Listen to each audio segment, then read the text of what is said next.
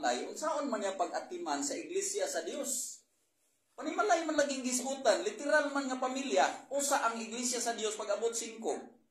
Ang puntong pangutana. Now, ang puntos pangutana, ngano man nga ang gisgutan diri duha man, literal og ang iglesia sa Dios. Ingong ka, iglesia sa Dios ang iyang asawa. Tubag. 1 Timoteo 3:15. Klaro kayo nga, ang iglesia sa Dios haligi putukranan sa Kaya nga, kung pangutana mo, dili, balay nga po yun na to, kung yung simbahan na. excuse me, simbahan na. Ang akong pangutana mo ito, waga, excuse me, brother, akong pangutana sa 3:15. 3:5. 3:4 o 5 ba? Kaya mo may mong gingon nga, ang ipasabot nga asawa diri, ang simbahan. Ang simbahan. Okay.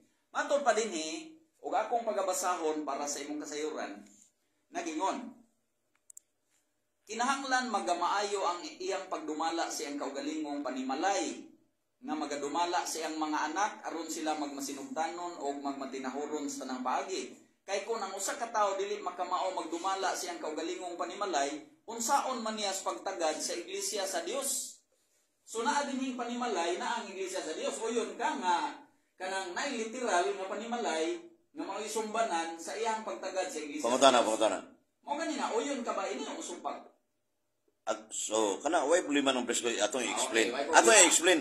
So I need to qualify my answer. Paminaw sa. Sige. Kanang ipasabot dia kanang dumala sa matag parokya, obispo, pare, panimalay mo man simbahan. Mo niya mga anak nga espirituhanon nga ilang mga parokyano, ila nang atimanon sa mga kalag. Mo man trabaho nila sa mga pare-kaparean. Mo na trabaho nila. Atimanon gyud nga tudloan sa espirituhanon. Way labot niyo born again. Ang bersikulo 4 gani naghisgot sa panimalay. Kung unsaon niya pagtagad siyang panimalay, maupoy pagtagad niya sa iglesia sa bersikulo 5. So literal ang panimalay, ang iglesia sa bersikulo 5 mao ni siyang espiritual. Tubag. Kanang mga membro naman panimalay gipuy-an. O sa to ba kana diha nagpuyo diha. Nabate mga BEC, mga dili membro ang gisgutan. Membro ang obispo, brother. Ha? Ayaw i-divert sa membro kay obispo ang gisgutan diri na ikaw. Sa panimalay day wala din mga tao day, di na panimalay ko tao household. Obispo may gisgutan diri. O yun ka. Ha? Sa man ko na dari kanay sentro topic. So kanang obispo, karon na. Dili man ang mga topic. Sa topic, ginagamit kang obispo. So kanang obispo, magisteryo man mga obispo.